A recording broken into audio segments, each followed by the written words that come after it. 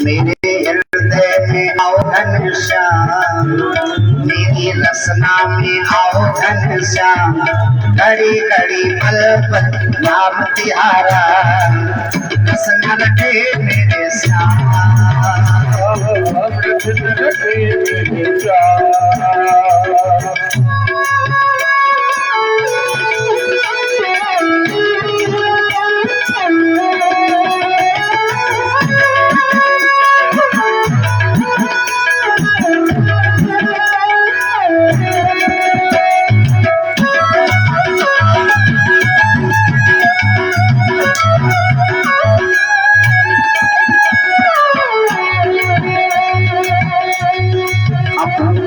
अपना बल बनाए रखना श्याम, अपना बल बनाए रखना श्याम, घड़ी घड़ी पल नाम तिहारा, रसना रखे मेरे श्याम, घड़ी घड़ी पल नाम तिहारा, रसना रखे मेरे श्याम, रसना रखे मेरे श्याम, रसना रखे मेरे श्याम, रसना रखे मेरे श्याम।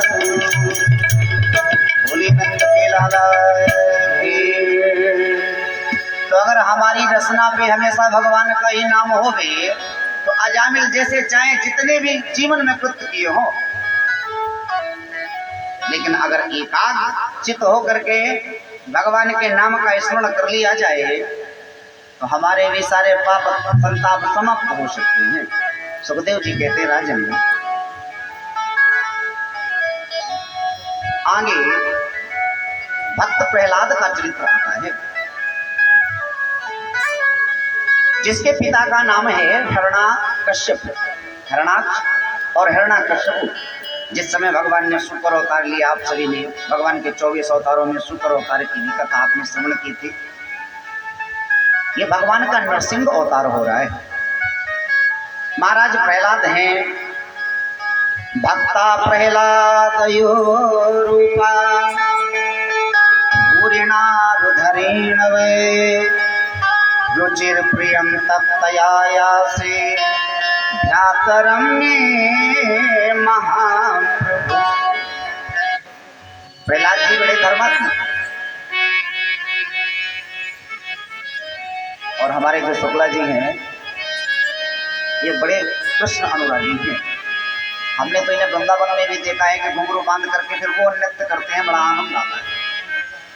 और हमारे सखी बाबा समझो, आपने देखे होंगे ना सखी बाबा बापू, बहुत सारे ऐसे सखी बाबा होते हैं। तो जो सखी कौन है? जो कृष्ण में है, और जो कृष्ण में नहीं है वो सखी नहीं है, क्योंकि ये सखियां अपने को स्वयं कृष्ण समझती थी। एक सखी कहने लगी, देख बहन ये नेत्र कितने प्यारे प्यारे हैं। सखी बोली क्यों? बोली क्योंकि ये हमारे कृष्ण के हैं।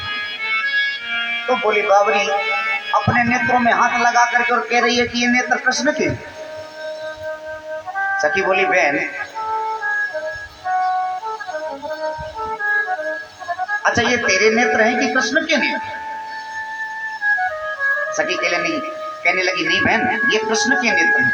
तो ये कहाँ कृष्ण के हैं, कब? तो बोली सखी जब तक ये हमारे थे तब तक हमारे थे। उत देखत इस ओर वे आनी बसे इन माही, तब ते नैना श्याम के सखी हमारे नाई। जब तक हमने कृष्ण को नहीं देखा था तब तक ये नेत्र हमारे थे, लेकिन जब से हमने कृष्ण को देख लिया तब से ये नेत्र हमारे नहीं, तब से कृष्ण के। देखत ही उत और वे आनी बसे न मानी, पहले तो ये हमारे थे, लेकिन श्याम के नेत्र जैसे ही मैंने देखे तो वो नेत्र मेरे नेत्रों में बस गए। सोई मूर्ति बसाई पुर राखी। जानकी मैया ने जब राम जी को देखा तो देखते ही वह मूर्ति भगवान की ओझल नहीं होने दी। जो मूर्ति पहले सीता जी ने देखी थी नाना, वो तो बगिया में तो उस मूर्ति को कभी अपने हृदयांगन से विलग ही नहीं होने दिया। बोलो जय श्री कृष्ण। तो सोई मूर्ति बसाई पूरा राखी, तो मूर्ति भगवान की हृदय में बसी। सुखदेव जी कहते राजन, एक बार की बात है, जिस समय हरणाक्ष का वध भगवान ने कर दिया, तो ये अपने माताओं को आश्वासन दे रहा है कि देवी मैया, ये जो शरीर है अस्थिमान रुद्रस्य, ये नाश्वर है, ये समाप्त हो जाएगा। अरे इसके बारे में सोच सोच करके क्या रुदन करना। माता को तो ज्ञान दे रहा है, लेकिन स्वयं भगवान से वैर मानता है हरि से। जब भगवान हरि ने सुकर अवतार धारण किया और इसके भाई का वध कर दिया और बहुत से सैनिकों का वध कर दिया, उसी समय से इसने प्रण कर लिया था कि मैं हरि को परास्त करूंगा। लेकिन कैसे परास्त करूंगा? भगवान को कोई परास्त कर सकता है? वो सर्वमयी है, वो बलवानों के भी बलवान है। भ्रगुट विलास सृष्टि लय हुई। जो परमात्मा अगर एक बार भ्रगुट विलास कर दे तो ये सृष्टि लय और प्रलय हो जाती है। उस परमात्मा को लड़ने की आवश्यकता है क्या? नहीं। लेकिन जब परमात्मा लीला चरित्र करता है तो वही श्याम बन के आ जाता है, वही राम बन के आ जाता है, वही सूकर बन करके आ जाता है, वही वामन बन करके आ जाता है, वही मत्स्य बन करके आ जाता है। और जब आताताई पापाचार अनाचार दुराचार बढ़ जाता है तो वही परशुराम बन करके आ जाता है। बोलो जय श्री कृष्ण। ये कैप्सूल फ्री में खिलाते हैं। डॉक्टर साहब एक पत्ता लिखते 250 का मिलता है, कम से कम 50-51 बार खिला देते हैं। हमारी गिनती नहीं रहती है, क्योंकि हम तो बोला ही करते हैं, हमारा काम है, हमें अच्छा लगता है। अच्छा, शायद आप भी करके देखना एक बार, अच्छा लगे तो करना, नहीं तो छोड़ देना, है ना भाई। जो अच्छी वस्तुएं हैं हम उन्हें ग्रहण करते हैं उनका, और जो अच्छी नहीं है उन्हें त्याग देते हैं। तो ये कैप्सूल हम दिन भर खिलाते रहेंगे आप। तो इसने सोचा कि भगवान से वैर करना है, नारायण से, लेकिन उन्हें परास्त किया कैसे जाए, क्योंकि अगर ये साधारण होते थोड़ी ही देर में सबको परास्त कर देता, लेकिन नारायण को कैसे परास्त करूं। तो ये मन में सोच रहा है, किन्हें जीवों पर जय पाने को, अगर ये जीव होते, इन्हें जीवों पर जय पाने को केवल हथियार व्यवस्था है, पर उन देवों पर जय पाने को केवल हथियार तपस्या है, उन देवों पर जय पाने को। अगर ये साधारण जीव होते मानो तो हथियार उठा लेता, कृपाण उठा लेता, धनुष उठा लेता और समाप्त कर देता, लेकिन उन नारायण को कैसे परास्त कर सकता हूं।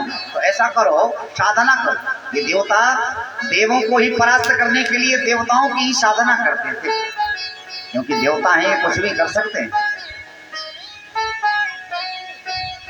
है ना शुक्ला जी। तो आज फिर सखी भाव देखने को मिलेगा कन्हैया जन्म में कि नहीं मिलेगा? हम भी चाहते हैं, बहुत दिन से नहीं देखा। हमारे शुक्ला जी बाबू हमको कम से कम 4 वर्ष बाद मिले, तो हमें भी लगा चलो, तो आज हमारे शुक्ला जी आपको नृत्य दिखाएंगे। वैसे तो आप सब देखते ही रहते हैं रोज प्रतिदिन, है ना, भावमग्न रहते हैं। आहा, क्या झांझ बजती है और क्या भगवत भजन का आनंद लेते हैं करतारी बजा करके। तो आज शुक्ला जी आपको सखी भाव दिखाएंगे। भोली नंद के लाला की, तो इन्हें देवों पर जय पाने को केवल हथियार तपस्या है, इन मानो पर जय पाने को केवल हथियार व्यवस्था है, पर देवों पर जय पाने को। तो चलो साधना की जाए। किसकी साधना करें? तो इन्होंने कहा विष्णु की साधना करूंगा नहीं, ब्रह्मा की साधना के लिए चला। इसकी धर्म पत्नी का नाम है कयादु। जब ये घर से चला तो देवी ने पूछा कहाँ जा रहे हो? मुझे साधना करने। चल दिया। जैसे ही पहुंचा देवताओं ने देखा तो बृहस्पति जी से निवेदन किया, गुरुदेव ये निशाचर है और अगर इसका तप जागृत हो गया तो देवन तके मेरुगिर खोहा। राक्षस जब साधना जागृत हो जाती थी तो डंडा लेकर के पड़ जाता था देवताओं के पीछे। तो देवता बेचारे मारे मारे देवन की तके मेरुगिर खोहा, सारे देवता खोहा, गुफाओं में दौड़े घूमे। तो गुरुदेव भगवान आज इसकी साधना अगर जागृत हो गई तो ये हमें दुख ही देगा। भाई संसार में जो दुख देने वाली वस्तुएं हैं वो हमेशा हमें दुख देंगी। अगर इसकी साधना जागृत हुई तो ये हमें दुख देगा। कि जिन अंकुश धनु उरग बिलाई, ये सारे दुखदायी होते हैं। अंकुश जब तक सीधा है तब तक वो हाथी को पीड़ा नहीं देता, लेकिन जब झुक गया तो पीड़ा देने लगता है।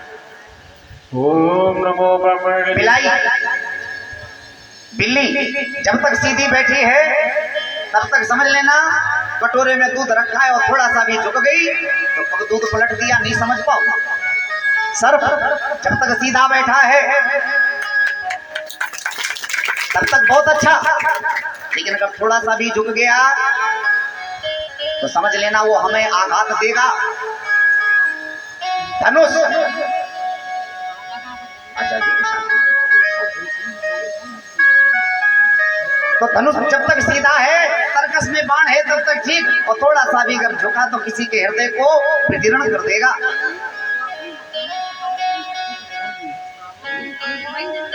तो हे गुरुदेव अगर इसकी साधना जागृत हो गई तो ये हमें सिर्फ कष्ट ही देगा, दुख ही देगा और कुछ नहीं देगा।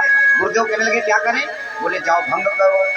तो बृहस्पति जी वहीं पर एक तोते का सुख तोते का रूप बना करके बैठ गए और नारायण नारायण जपने लगे। जब कोई हमारे बैरी का हमारे सामने नाम लेता है तो उस समय वही आवेश होता है जितना बैरी सामने हो गए। तो साधना के लिए बैठा था लेकिन नारायण नारायण अब मन नहीं लग रहा है, भग खड़ा हो गया। तूने देखा अरे अब तो अभी गए और तुरंत आ गए, क्या बात है साधना हो गई? बोले देवी साधना नहीं हुई। जहाँ साधना करने गया नारायण नारायण की ध्वनि सुनी, एक बार मुंह से नारायण निकला, गया तो जान गई भगवान की कृपा है हमारे ऊपर। क्योंकि जब तक परमात्मा की कृपा नहीं होती है तब तक नारायण नाम उच्चारण ही नहीं होता है। हिलाया जाता है राम बोलो, लेकिन मुंह नहीं खुलता। तो ये भगवान की कृपा है कि मुंह तभी खुलेगा जब राम बोलोगे। तो कया तो जान गई कल्याण हो जाए। अर्धरात्रि की बेला में कोई भी काम करे महाराज, ऐसा हो सकता है कि तोता बोलता है। 108 बार नारायण नाम का उच्चारण कराया प्रातःकालीन बेला में। ये फिर साधना के लिए चल दिया और कहाँ जा करके मंदराचल द्रोण पर्वत पर इसने साधना प्रारंभ कर दी। साते पे मंदरा तोण्यम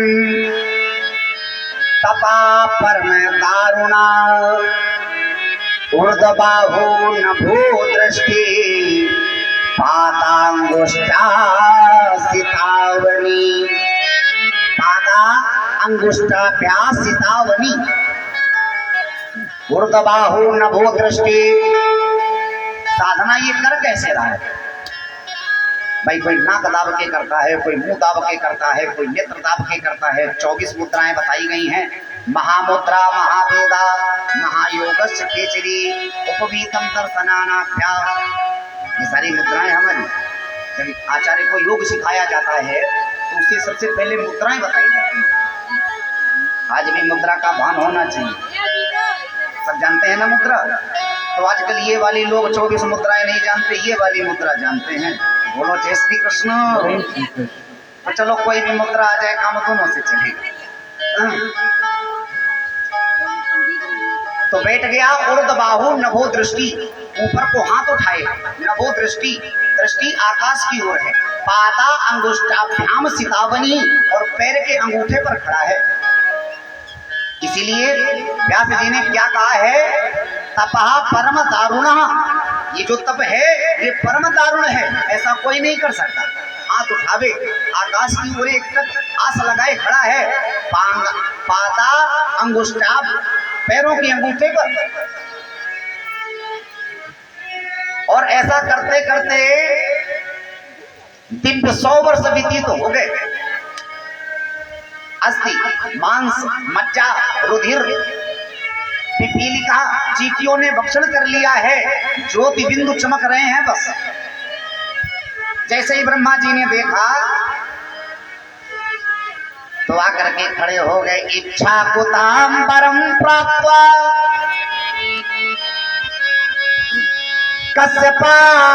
कश्यपात्मनि, मांगो परम भूयाति महागुह्यम परम भो ब्राह्मणादिकु। आज हम प्रसन्न होकर के परम भो परम वर देने आए, मांगो क्या मांगना चाहते हो, अति प्रसन्न हो ब्राह्मणा भाई।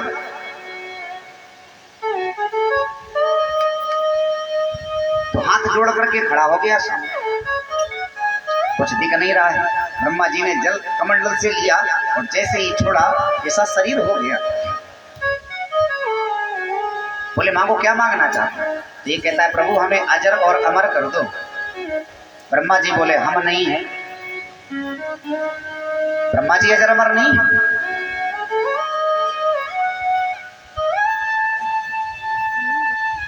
तो ब्रह्मा जी कहने लगे ये तो हमारे पास भी नहीं है। तो ये किसके पास है, ये सामर्थ्य सिर्फ भगवान के पास है, अमर करने वाली। संसार में कोई अमर नहीं है, जिसे भगवान कर दे वही है। लेकिन ये सामर्थ्य किसमें है, तो बोले ब्रह्म में है। तो फिर जानकी मैया ने कैसे दे दी थी हनुमान जी को, क्या जानकी मैया ब्रह्म है? तो हाँ, ये जानकी जो है ये ब्रह्म की आह्लादनी शक्ति है, ये पूर्ण ब्रह्म है। अगर ये राम को नहीं मिलेगा तो राम भी अधूरा है, क्योंकि पूर्ण तो शक्ति ही ब्रह्म को बनाती है। अच्छा शिव लिखो, छोटी सी बात है, और उससे ई की मात्रा हटाओ तो वो शिव भी 100 हो जाता है। किससे? शक्ति से। तो शक्ति हमारी क्षीण हो गई तो प्रबलता खत्म, तो वो भी अपूर्ण हो जाता है। तो जानकी मैया में सामर्थ्य थी। जिस समय हनुमान जी अशोक वाटिका में बैठे हैं तो मैया ने कहा अजर अमर गुने निधि सुत हो,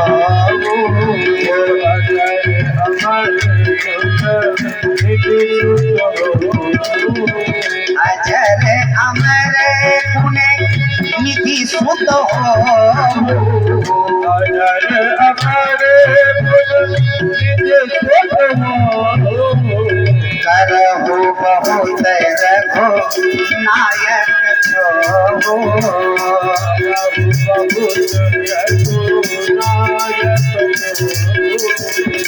श्री राम जय राम जय जय राम, श्री राम जय राम जय जय राम, श्री राम जय राम जय जय राम, श्री राम जय राम जय जय राम। तो सामर्थ्यमान ही व्यक्ति ये वस्तु दे सकता है। जानकी मैया सामर्थ्यमान है। प्रिया, देखने में हम दो हैं, लेकिन अगर दृष्टि संसारिक दृष्टि से, लौकिक दृष्टि से नहीं, पारलौकिक दृष्टि से देखा जाए तो हम दो नहीं एक हैं। जानत प्रिया एक मन मोरा, हमारा तुम्हारा हृदय और मन एक है, क्योंकि हम एक हैं। ब्रह्म दो हो ही नहीं सकते कभी। एको ब्रह्म द्वितीयो नास्ति। तो जब कोई दूसरा ब्रह्म है नहीं तो फिर ये सामर्थ्य किसके पास है? तो राम जी कहते हैं हम में और जानकी में कोई अंतर ही नहीं है। जब हमने देखा तो श्री राम जी ने जानकी का रूप धारण कर लिया और जानकी जी ने श्री राम जी का रूप धारण कर लिया। रंग भूमि जब सिय बहुधारी, देख रूप मोहे नर नारी। सिया ने क्या देखा? तो उस समय सिया सिया नहीं दिख रही है, वह राम है। और जब राम दिख रहे हैं तो अगर सबको कोई अपनी ओर आकर्षित कर सकता है तो वो है ब्रह्म। हम कितनी भी क्लिष्ट भाषा में आपको कथा सुना में, क्यों ना कितना ही सुंदर हम आपको संगीत सुना में, लेकिन हम आपको अपनी ओर आकर्षित नहीं कर पाएंगे। और वो ब्रह्मो सबको अपनी ओर आकर्षित कर लेता है। दुर्गा मैया आपको अच्छी लगती हैं? आपको अच्छी लगती हैं? भोलेनाथ अच्छे लगते हैं कि नहीं लगते? आपको अच्छे लगते हैं?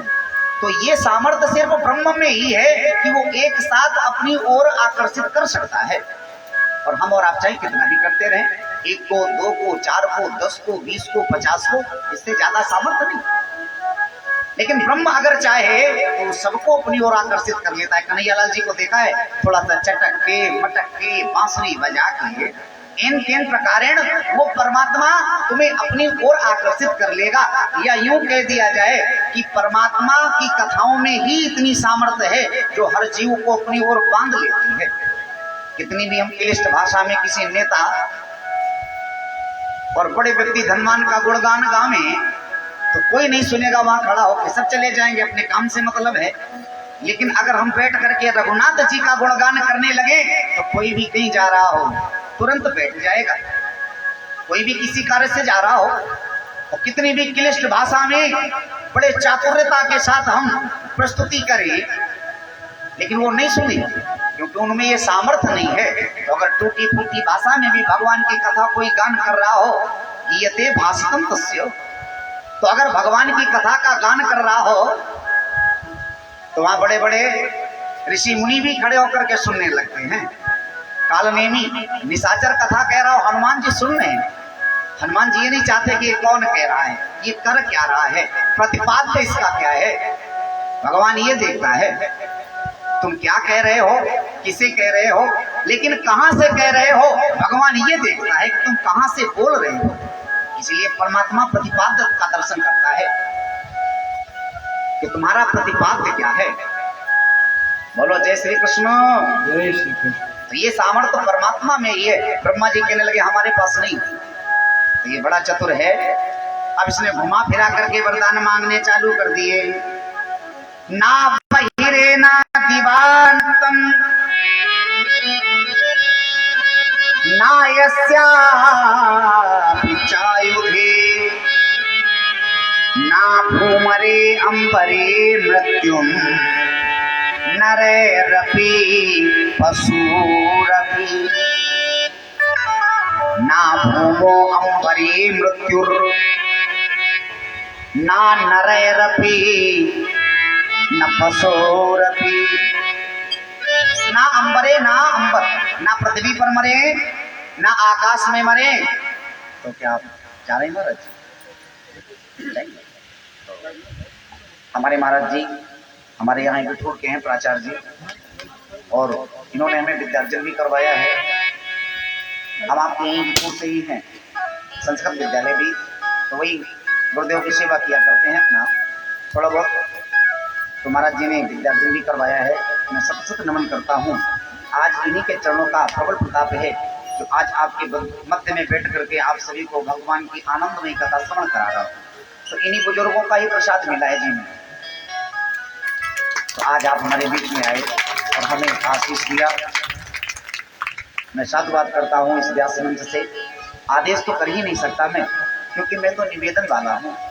सिर्फ मैं निवेदन करता हूँ। आप लोग अगर ये सोचो नहीं पंडित जी हमसे ऐसे बोल देते, नहीं बहन आप नाराज मत हो, क्योंकि हम सिर्फ निवेदन करते हैं और हम कर भी क्या सकते हैं भाई। आपके मोहल्ले में बैठे हैं, आपके घर में हैं।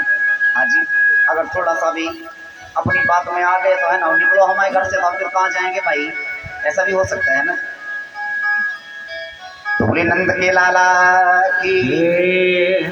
तो ब्रह्मा जी कहने लगे महाराज ना अंबरे ना भूमो ना नगैरपि न पशुरपि। ब्रह्मा जी समझ नहीं पाए, क्योंकि जो चतुर लोग होते हैं ना वो कभी वार्ता करने में बड़े अच्छे अच्छे शब्दों के साथ साफ खेलते हैं, चातुर्य करते रहते हैं। बड़ी सुंदर प्रस्तुति होगी, आप ये समझ ही नहीं पाओगे कि शब्द का प्रयोग किया कहाँ गया है, किसके लिए किया गया है, क्यों किया गया है। बुद्धिमता इसे कहा जाता है।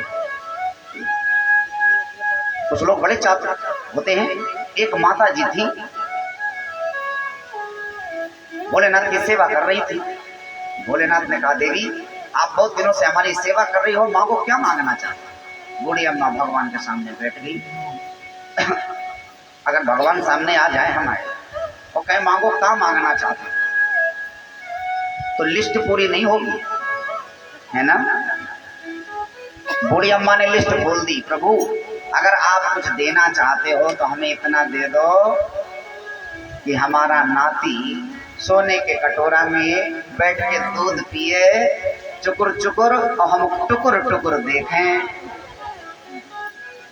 भगवान ने सोचा, अरे इनका बेटा है, वो कुंवारा है, विवाहित नहीं है, तो पहले हम विवाह करवाएं इनके बेटे का। फिर जब बेटे का विवाह हो जाए तो घर में बहू आ जाएगी, तो फिर एक नाती देवें हम, और फिर नाती दें, और इसके बाद में इतनी सारी माया दें कि सोने चांदी के बर्तन घर में हो। तो इतनी सामर्थ्य पहले दें, इसके बाद इनका नाती सोने के कटोरा में बैठ के चुकुर चुकुर दूध पिए, टुकुर टुकुर देखें। बोलो जय श्री कृष्ण। तो जो लोग चातुर्य होते हैं ना, वो वाणी में ही शब्दों का खेल खेलते रहते हैं। तो ऐसे चतुर चालाक लोगों से बच के रहना, चाहे कोई हो, हम भी हैं उसी में, समझ लेना। बोलो जय श्री कृष्ण। तो इसने कहा कि ना भूमो न मरो, ना भूमि में, ना अंबर में, ना मृगे रपी, ना पशु रपी, ना दिवासन देवानाम, ना चालहो दिवागते, ना बनाए हुए नक्षत्रों में, ना बनाए हुए 12 महीनों में, ना दिन में, ना रात में, ना अंदर, ना बाहर, ना नर से, ना पशु से, ना जीवित से, और ना निर्जीव से। ब्रह्मा जी ने कह दिया यो। जैसे ही वर प्राप्त हुआ, ये मदांध हो गया, घर आकर के पहले इसने गोष्ठी बुलाई, चलो एक जगह इकट्ठे हो जाओ, अब तो हम बलवान हो गए हैं ना, अभी तक इतना बल नहीं था, अब तो ब्रह्मा से वर प्राप्त कर लिया, अब हमें कोई समाप्त नहीं कर सकता। तो ऐसा पापाचार फैलाया।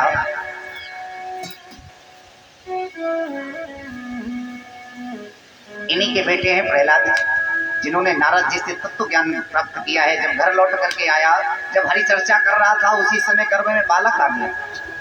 घर आया तो दो खुशी बालक भी और साधना भी सार्थक हो गई। लेकिन विचार करिएगा, जिस समय साधवो तत्व भूषणा कहा गया है, उस समय प्रहलाद जी को इसके वंश से नहीं जोड़ा गया, वो कश्यप के वंश से जोड़ा गया है। क्योंकि जो हमारे वंश की परंपरा है वो जीव में आती है कि नहीं आती। वंश परंपरा क्या है? जिस समय माता के उदर से बालक का नाला भेदन किया जाता है, दाई माँ काटती थी। दाई अम्मा काटती थी पहले, कि नहीं काटती थी? दाई अम्मा से ही क्यों कटाया जाता? और भी घर के बहुत सारे सदस्य थे, चाची काट देती, बुआ काट देती, मौसी काट देती, ये दाई माँ ही क्यों कार्य करती थी? क्योंकि दाई माँ इसलिए करती थी कि इस लाला के बाप को भी जन्म उसी दाई माँ ने दिया है, वंश तो उसी दाई से ही है, उसी का लाला, उसी का पोता। तो दाई इसलिए काटती थी कि हमारे वंश के जो गुण हैं, हमारे वंश के, वो इस बालक में आवे, और उस बालक में वो गुण आते थे। आज दाई माँ अस्पताल में नर्स काटती है, सिस्टर काटती है, बोले तो, है ना। चलो कोई बात नहीं, लेकिन नाला छेदन का विधान सिर्फ अगर है तो दाई माँ के ही हाथ से है। और आजकल थोड़ा सा पश्चात भाषा का भी दर्शन बोध हम लोग कर रहे हैं, है ना जी, थोड़ा स्टैंडर्ड हो गए हैं, लेकिन खाना वैसे ही खाओगे जैसे खाते थे भैया, है ना। प्रक्रियाएं सारी वही होंगी। ये आप सोचते हो कि आप परिवर्तन कर रहे हो, नहीं, ये जितना ही परिवर्तन हो रहा है ये हमें विनाश के लिए ले जा रहा है। गाड़ी पहले 100 की रफ्तार से चलती थी, अब 400 की 500 की रफ्तार वाली हो गई। बोलो जय श्री कृष्ण। लड़ गई, मर गए, है ना कि नहीं। फोन लाए, वो बात करते रहे, किसी दिन खो गया, रोते घूम रहे, हाय 20,000 चले गए, 15,000 चले गए। तो अगर ये हमको आनंद देता है, ये हमारे जीवन का भी आनंद कर रहा है, ये नहीं सोचना। लेकिन आजकल भाई जैसा समाज बनता जाएगा वैसा ही तो जीव बने, या जीव से समाज बने। जीव से समाज बनेगा, समाज से जीव नहीं बनेगा। इसीलिए स्वयं में थोड़ा परिवर्तन कम करो और मति का प्रयोग करो। सभी लोग बुद्धिमान हैं भाई। हर माता के दिमाग में इतना मसाला होना चाहिए कि उसकी घर गृहस्थी न बिगड़े, और घर गृहस्थी बिगड़ जाए तो उसका ये भी कहती जाती है कि हम बहुत बुद्धिमान हैं, और घर गृहस्थी भी बिगड़ जाए तो काहे की बुद्धिमान। कोई माता बहन बैठी हो, पति जी बैठे हो, उनके श्रीमान जी बगल में है ना, तो कहती हमसे पूछो इनका क्या पता, ये इतनी बुद्धिमान है। वो तुरंत कहती कि नहीं इनको कुछ नहीं पता, आप हमसे पूछो हम बताएंगे। बुद्धिमान भी आप हो और घर गृहस्थी भी बिगड़ रही है, तो फिर ये आपकी बुद्धिमत्ता किस काम की? ये सब कुछ गड़बड़ भी हो रहा है, और अपने में फूले फाले बैठने के लिए हम बड़े विद्वान हैं, बड़े बुद्धिमान हैं।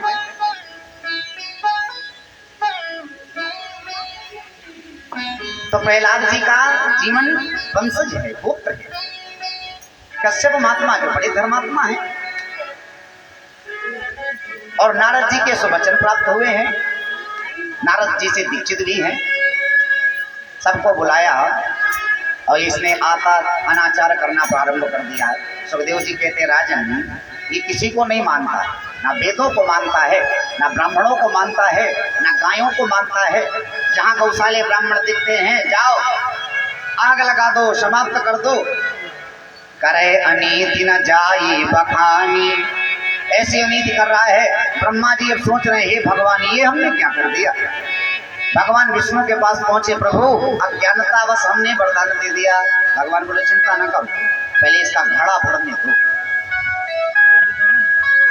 अबोध बालक है प्रहलाद, बड़ा प्रेम करता है। एक दिन गोदी में बिठाया, बोला बताओ बेटा क्या पढ़ा तुमने, क्या सीखा। तो प्रहलाद तो तत्व ज्ञान से सलाबोर हैं। उन्होंने बोला प्रभु पिताजी जो ये पंच भौतिक देह है, ये जीव है, ध्यानम विष्णु स्मरणम पाद सेवनम अर्चनम वंदनम तास्य सांख्य आत्मनिवेदनम। अर्चनम वंदनम दास्य, भगवान का अर्चन करो, वंदन करो, उन्हीं की सेवा करो। इसने जैसे ही सुना आग बबूला हो गया। कौन सिखा रहा है? अरे हमारे दैत्य कुल की शिक्षा इसे प्रदान कराओ, और अगर ये सीखेगा तो ये तो देवताओं का मित्र बन जाएगा। तो संडा और मर्क अमर्क, इनको कहा जाता है संडा मर्क। संडा धन अमर्क ये दो हैं, लेकिन नाम इनका एक ही में मिला करके लिया जाता है। संडा धन अमर्क बराबर संडा मर्क। ये शुक्राचार्य जी के बेटे हैं, इनको बुलाया गया, जाओ पढ़ाओ। पढ़ाने लगे, राक्षसी विद्या पढ़ा रहे हैं, ये नहीं पढ़ रहे। जब कभी कभी मास्टर चले जाते हैं तनख्वाह लेने, तो उस समय प्रहलाद जी सब बच्चों को पढ़ाते हैं। भैया देखो इस संसार में एक पढ़ाई और भी है, और वो पढ़ाई कौन सी है? आजकल पढ़ाते हैं लोग काशी कबूतर, और भी कुछ कुछ पढ़ाते होंगे। बहुत सारी मेडम बैठी होंगी जो प्राइवेट या गवर्नमेंट जॉब करती होंगी, टीचर होंगे, ऐसे बहुत सारे लोग हैं। आप सभी लोग भी पढ़ाते हैं। तो जो संडामर्क जी पढ़ाते थे उसे प्रहलाद जी ने कभी धारण ही नहीं किया। मारो काटो लो लूटो ये पढ़ाते थे, और संत के समझ में ही नहीं आता है भाई। जिसकी समझ में राग ना आवे वो संगीत में नहीं बैठा। कितना भी राग सुनाते हो, जब उसको नहीं मालूम तो उसकी समझ में आवेगा ही नहीं। तो जब कभी भी प्रहलाद जी को अवसर मिलता है तो वो खड़े होकर के पढ़ाते हैं। कातति कर्म सोया मानो, काकृतिम कर्म सोया मानो, खा खाली हाथों जाना है, गा गर्व न कर ज्ञानी बनकर, घाघड़ी का कौन ठिकाना है। कोई जानता है? नहीं जानता। चा चंचल माया में फंसा हुआ, छाछल की हाथ लगाता है, जा जान के करता मनमानी, झा झगड़े झूठ ठानता है। या मानी कुछ नहीं। टाटेढ़ी खीर निकल जाए, ठाठक जग की इस नगरी से, डाटेरा तेरा ढूंढ दूर पड़ा, ढा ढूंढा कौन बहाना है। बताओ, जिस दिन संसार से डेरा उठा करके फेंक दिया जाएगा, फिर कहीं आश्रय मिलने वाला नी है। डाडेरा तेरा दूर पड़ा, ढा ढूढ़ा कौन बहाना है, तातन का कौन भरोसा है, था थक जाए जब खालों में, तातम घुटने घबराने पे, भाधन ही धन चिल्लाना है, नानी का न जाए खजाना है। अच्छा, जब हम आते हैं संसार में तो कैसे आते हैं? बांधे आते हैं कि खोले आते हैं? बांध के आते हैं। कुछ ले करके आया है। जब बच्चा जन्म लेता है ना तो मुट्ठी बांध के रखता है। लोग कह देते हैं भैया ये हाथ काहे बांधे हैं? तो महात्माओं ने कहा ये इसलिए हाथ बांधे कि ये कसम खा के आया है। ये लोग संकल्प लेते हैं हाथ में मुट्ठी बांध करके, महाराज आप चिंता ना करो, हाथ दबाते हम हैं। तो ऐसे ही हाथों में मुट्ठी बांध ली, ये संकल्प लेकर के आया, गर्भगुहा से बाहर करोगे तुम्हारा नाम स्मरण करना नहीं बंद करूंगा, ये मुट्ठी बांधते हैं। और जब जाता है तो हाथ पसार के बेटे लोग खोल देते हैं। ब्राह्मण कहते हैं ना नड़िकाएं सीधी कर दो, क्योंकि अगर प्राण वायु दबी होगी तो पीड़ा देगी अग्नि में, तो नड़िकाएं भी साफ सीधी करा दी जाती है। भैया चलो हाथ सीधा कर। तो फिर था धन ही धन चिल्लाना है, नानी का न जाए खजाना है। तो जितने भी बालक हैं कहते लाला आनंद तो हमें बढ़ा रहा, तुम्हारी बातें सुनता हूं, पूरा सुनाऊं। तो धा धन ही धन चिल्लाना है, नानी का न जाए खजाना है, पापंच तत्व हैं अलग अलग, फंस जाए एकला पंछी, बाप बस हुआ देखो कैसी, भाप पे भाव पूरत मूरत प्रभु की, माँ मल मल कर पछताना है, नानी का न जाए खजाना है। चिड़िया चुन गई खेत तो फिर पछताए का हुई। तो प्रत्येक वाक्य प्रहलाद जी का हृदयांगत होता है, या यही युक्ति है इस जग में, ला लगन लगा लो रघुबर से, लगानी चाहिए कि नहीं? ला लगन लगा लो रघुबर से, फिर रात हुए पछताना है, नानी का न जाए खजाना है, था धन ही धन चिल्लाना है। बस यही मुक्ति है, यही साधना है। सासक्त वचन बोलो हरदम, या यही नीति उपदेश करो, हमारा कर्म है, धर्म है। जीव क्या बोले? बोले सत्य भाषण करना चाहिए। आजकल कोई नहीं सत्य भाषण करता है, सब असत्य भाषण करते हैं। हरदम हरि का गुणगान करो, छाछत प्रति का राग त्याग, ता प्राण नहीं मिल सकता है। संसार में छत्रपति का राज्य धारण कर लो, हम राजा हैं, इसे छोड़ो ना, तातन प्राण परमात्मा मिलने वाला ही नहीं है। क्योंकि काम क्रोध मद दंभ न जाके, तात निरंतर बस में था कि, राम जी कहते हैं ना। तो जब ये प्राण नहीं होगे तब भगवान होगा, और अगर ये सब है तो भगवान नहीं है। जितने भी निशाचर बालक हैं कहते लाला तुम्हारे प्रत्येक शब्द हमें हृदय को बड़ी आंतरिक अनुभूति कराते हैं, लेकिन जैसे ही मैं तुम्हारे पिताजी को देखता हूँ, सोचता हूँ, तो मेरे प्राण सूख जाते हैं। अगर तुम्हारे पिताजी ने सुख लिया एक बार, ये राम के नाम का गान करता है, परमात्मा के नाम का उच्चारण कर रहा है, तो हमें प्राणदंड देगा। लेकिन हे प्रहलाद, ये हमारे गुरुजी तो तुम्हें पढ़ाते ही नहीं है, ये तुमने सीखा कहां से? गुरुजी तो हमें पढ़ाते हैं, मारो काटो लूटो ले आओ, तो ये तुमने पाया कहां से? प्रहलाद जी कहते हैं हमारा आंतरिक ज्ञान है। हर व्यक्ति के पास उसका आंतरिक ज्ञान होता है, लेकिन वो उसका बोध नहीं कर पाता। अगर वो अपने आंतरिक ज्ञान का बोध कर ले तो फिर संसार में ज्ञान नहीं ढूंढना, कहीं नहीं है, उसी के अंदर है। इसलिए स्वयं को जानो, जब हम बदलेंगे तब जग बदलेगा। और तुम जग को बदलने की सोच रहे हो, अपने को नहीं बदल रहे हो, सब गड़बड़ हो गया। और तुलसीदास बाबा बहुत अच्छी बात कहते हैं कि संसार में ज्ञान देने वाले बहुत मिलेंगे। परे उपदेश उसने बहुते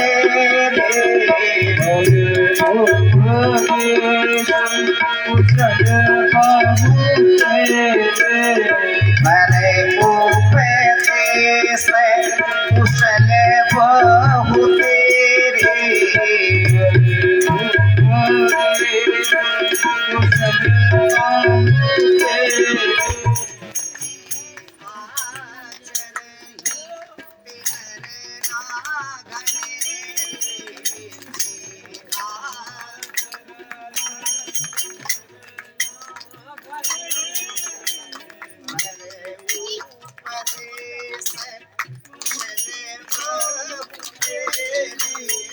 हरे